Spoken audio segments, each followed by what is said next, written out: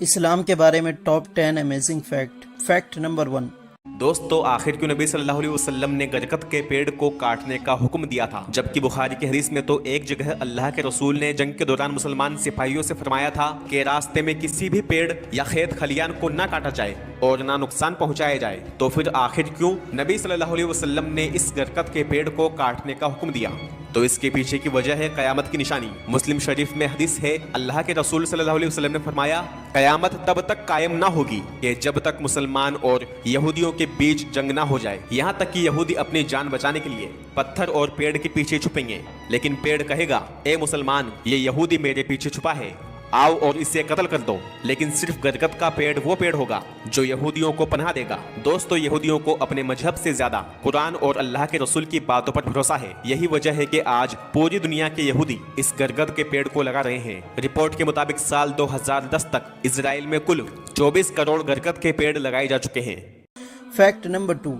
جب یاجوج ماجوج دیوار سے آزاد ہوں گے اور چاروں طرف تباہی عام کر دیں گے، تو عیسیٰ علیہ السلام اللہ کے حکم سے مسلمانوں کو کوہ طور پہاڑ پر لے جائیں گے، جہاں یہ قوم نہ آ سکے گی، لیکن باقی کے انسانوں جانوروں کو یاجوج ماجوج کھا جائیں گے اور یہ سوچیں گے کہ زمین والوں کو تو ختم کر دیا، اب آسمان والوں کی باری، اور یہ کہہ کر آسمان کی طرف تیر چلائیں گے۔ اللہ رب العالمین ان کے تیروں کو خون سے رنگا ہوا واپس بھیجیں گے، جس کو دیکھ کر یہ بڑے خوش ہو جائیں گے۔ ان کو لگے گا کہ اب آسمان والوں کو بھی ختم کر دیا، اب تو ہمارے سوا کوئی باقی نہ رہا۔ پھر حضرت عیسیٰ علیہ السلام اللہ پاک سے ان کے لیے بد دعا کریں گے، جس کو اللہ رب العزت قبول فرمائے گا، اور یاجوج ماجوج کی گردنوں کے اندر نگف نامی کیڑے پیدا ہو جائیں گے، جس سے ایک ساتھ یہ سب ختم ہونے لگیں گے اور پوری زمین لاشوں سے بھر جائے گی، جن میں سے بڑی بری بدبو آنے لگے گی جو برداشت کے قابل نہ ہوگی۔ پھر عیسیٰ علیہ السلام کی دعا پر اللہ رب العزت لمبی گردنوں والے جانوروں کو بھیجے گا، جو ان تمام لاشوں کو اٹھا لے جائیں گے، اور پھر اللہ اپنی رحمت کی بارش برسائے گا۔ Fact number 3۔ موسیٰ علیہ السلام، جو کہ اللہ سے بات کر سکتے تھے، ایک مرتبہ اللہ سے کلام کیا، یا اللہ، میں آپ کا دیدار کرنا چاہتا ہوں، آپ کو دیکھنا چاہتا ہوں۔ تو اللہ نے ارشاد فرمایا، نہیں موسیٰ، تم نہیں دیکھ سکتے۔ موسیٰ علیہ السلام نے ضد کی تو اللہ نے فرمایا، تو ٹھیک ہے، اس پہاڑ کو دیکھو، میں اس پہاڑ پر اپنی ذرا سی تجلی ڈالوں گا، اگر یہ پہاڑ اپنی جگہ ٹھہر گیا تو تم مجھے دیکھ سکو گے۔ اللہ نے پہاڑ پر ذرا سی تجلی ڈالی تو اتنا بڑا پہاڑ ٹوٹ ٹوٹ کر ریزہ ریزہ ہو گیا اور جل کر راکھ ہو گیا، اور موسیٰ علیہ السلام اس منظر کی ہیبت کی وجہ سے بے ہوش ہو گئے۔ موسیٰ علیہ السلام کو جب ہوش آیا تو بولے، اے اللہ، تو اس عیب سے پاک ہے کہ دنیا کی کوئی آنکھ تجھے دیکھ سکے، اور میں تجھ سے معافی مانگتا ہوں کہ میں نے ایسی خواہش کی۔ اللہ رب العزت نے ارشاد فرمایا، اے موسیٰ، اب میرے دیدار کی خواہش چھوڑ دو، اور جو پیغام ہم نے تم کو دیا ہے اسے لوگوں تک پہنچاؤ۔ Fact number 4۔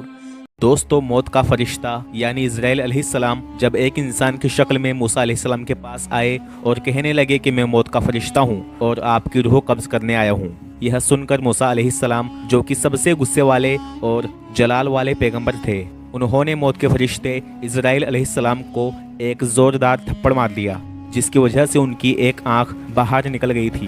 اللہ نے ملک الموت کی آنکھ واپس سے فرما دی اور ارشاد فرمایا، واپس جا اور موسیٰ علیہ السلام سے فرمانا کہ آپ بیل کی پیٹھ پر ہاتھ پھیریں، جتنے بال آپ کے ہاتھ میں آئیں گے ہر ایک بال کے بدلے 1 سال کی عمر بڑھا دی جائے گی۔ جب اسرائیل علیہ السلام نے اللہ کا پیغام موسیٰ علیہ السلام کو سنایا تو موسیٰ علیہ السلام نے فرمایا کہ یا اللہ، پھر اس کے بعد کیا ہوگا؟ اللہ کا ارشاد ہوا، موت پھر بھی آنی ہے۔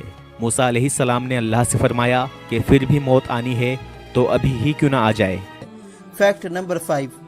ایک دفعہ نبی صلی اللہ علیہ وسلم نے جبرائیل علیہ السلام سے سوال کیا، کیا تمہیں کبھی مشقت ہوئی ہے؟ تو جبرائیل علیہ السلام نے فرمایا، اے اللہ کے رسول، مجھے 4 مرتبہ مشقت کے ساتھ بڑی تیز رفتار سے آسمان سے زمین پر آنا پڑا۔ پہلی بار جب ابراہیم علیہ السلام کو کافر آگ میں ڈال رہے تھے تو میں اللہ کے حکم سے بڑی تیز رفتار کے ساتھ گیا اور ان کو جنت کا لباس پہنایا۔ دوسری بار جب حضرت ابراہیم علیہ السلام اللہ کے حکم سے اپنے بیٹے اسماعیل علیہ السلام کو ذبح کرنے والے تھے، تب میں اللہ کے حکم سے بڑی تیز رفتار سے گیا اور چھری چلنے سے پہلے اسماعیل علیہ السلام کی جگہ جنت کا ایک جانور بدل دیا۔ تیسری بار جب یوسف علیہ السلام کو ان کے بھائیوں نے کنویں میں ڈال دیا تھا تو میں اللہ کے حکم سے بڑی تیز رفتار کے ساتھ گیا اور یوسف علیہ السلام کو کنویں کی تہہ میں پہنچنے سے پہلے ان کو تھام لیا۔ چوتھی مرتبہ جب کافروں نے آپ محمد صلی اللہ علیہ وسلم کے دندان مبارک شہید کر دیے تھے تو میں اللہ کے حکم سے بڑی تیز رفتار کے ساتھ گیا اور آپ علیہ السلام کا خون زمین پر گرنے سے پہلے اپنے ہاتھ میں لے لیا۔